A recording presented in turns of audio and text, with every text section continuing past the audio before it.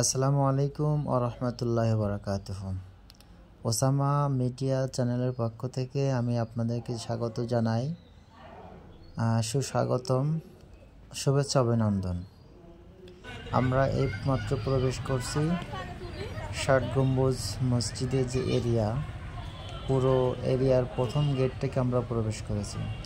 এটা হলো একদম প্রথমে রয়েছে, প্রথমে চতুর্পাশে এত সুন্দর পরিবেশ। আর এটা হচ্ছে আপনার জাদুঘর, বাগেরহাট মিউজিয়াম। এখান থেকে আপনাদেরকে একটা গোলচক্কর দিয়ে আর এখন প্রবেশ করছি ষাট গম্বুজ মসজিদে। এটা হলো বাইরে থেকে একটা চিত্র তোলা। আর এখন আমরা মসজিদের প্রথম মেন গেট থেকে প্রবেশ করতেছি। দেখুন, এই জায়গাটায় বিভিন্ন জায়গা থেকে মানুষ আসে দেখতে। আমরা এখন এর ভিতরে প্রবেশ করছি। প্রথমে আমরা মাঝখানে গিয়ে, হালকা মাঝখানে গিয়ে আমরা ডান দিকে আমরা ক্যামেরা ঘোরাচ্ছি। এটা হলো আপনার ডান সাইডের অংশটা আপনারা দেখেন। এখানে 60টা গম্বুজ আছে। ঠিক এইভাবে মসজিদের ভিতরে আমাদের সাথে রয়েছেন আমাদের হাফেজ ফাইজুল হাসান রাজ। এবার আমরা এখান থেকে আমরা বাঁ দিকে ক্যামেরা ঘোরাচ্ছি। বাঁ দিক থেকে নিয়ে আমরা দরজা পর্যন্ত আমরা দেখিয়ে দিচ্ছি। এটা হলো আবার আমরা দরজা ফিরে এসেছি। এবার মাঝখান থেকে আমরা একটা বিরতি নিয়েছি। বিরতি নিয়ে আমরা মেম্বারে দুই ভাই একসাথে বসেছি। আমরা আবার একটু মসজিদের ভিতরে অংশ দেখাচ্ছি। এবার আমরা আর এক পাশ মসজিদের একদম সামনের পাশে গিয়ে আমরা সেখান থেকে পিকচার তুলেছি, মানে ভিডিও ধারণ করেছি। এখানে মানুষজন নামাজ পড়ে, পর্যটক, বিভিন্ন মানুষ বিভিন্ন জায়গার থেকে এখানে ঘুরতে আসে। এবার আমরা আপনাদেরকে দেখাচ্ছি যে ঘুরাতে এবার আমরা ঠিক একদম মেম্বারের সামনে। এখানে আছে ইমাম সাহেব বসে, আর এটা একদম মেম্বারের মাঝখান। এই জায়গাটা ইমাম সাহেব নামাজ পড়ায়। এখান থেকে বলা যায় যে প্রতি সময় প্রায় 2 কাতার 1.5 কাতার এরকম লোক হয়। যখন আমরা নামাজ পড়েছিলাম তখন 1.5 কাতার লোক হয়েছিল নামাজে। অনেক পুরাতন মসজিদ। দেখেন এর সামনের অংশে যে গম্বুজটা আছে, গম্বুজের উপরে অংশ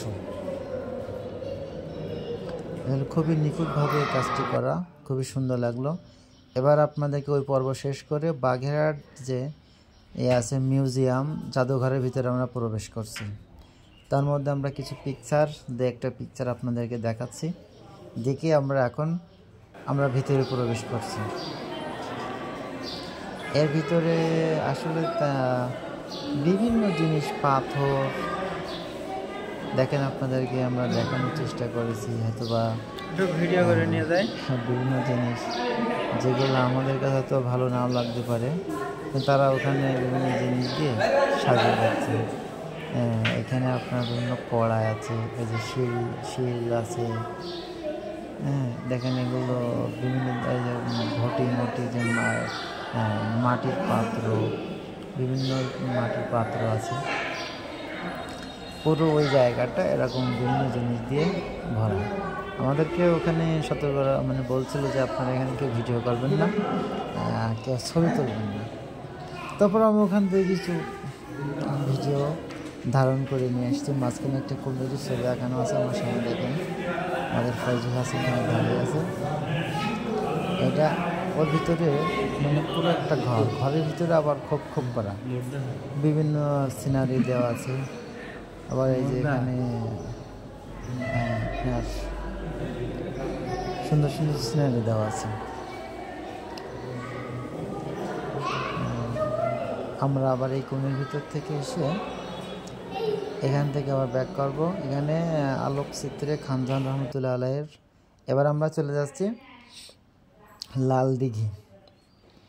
লাল দিঘি নামে যেটা পরিচিত লাল দিঘি এবং লাল দিঘির পাড়। এটা অনেক বড় একটা জায়গা, অনেক বড় পাড় এটা আর কি। এখান থেকে দেখেন ক্যামেরার মাধ্যমে যত রকম ধরতে পেরেছে, অনেক বড়। যদি আপনি হেঁটে হেঁটে যান তা আপনার পা লেগে যাবে, এমন একটা দৃশ্য, অনেক বড়। আসলে খুবই সুন্দর দৃশ্য। এবার আমাদের লাল দিকের দেখার পড়া শেষ।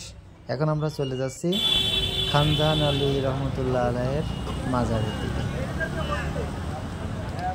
আমরা ওখান থেকে চলে গেছি খানজাহান, এই জায়গা থেকে আবার বেশ কিছু দূর যাওয়ার পরে খানজাহান আলী রহমতুল্লাহ আলাইয়ের মাজার। যে প্রথম গেট থেকে আমরা পার হয়ে এখান থেকে একটু ভিডিও ধারণ করেছি। ভিডিও ধারণ করে আমরা গেট, মূল গেট থেকে আরও বেশ কিছু বেশ কিছুটা যেতে হয়। এবার আমরা এখানে সোজাসুজি চলে আসছি মূল মাজারের এখানে। এটা হলো সাইডে একটা মাজার, আর এইটা হচ্ছে আপনার খানজাহান আলী রহমতুল্লাহ আলাইয়ের মাজার। আর এটা একটা গেট। আর এখানে আপনার একটা বড় পুকুর আছে, যে পুকুরে কুমির থাকতো, কুমির এখানে মানত করতো, আস্ত মুরগি ছাড়িত। বাস এখানে শেষ। সকলে ভালো থাকবেন। আসসালামু আলাইকুম রহমতুল্লাহ।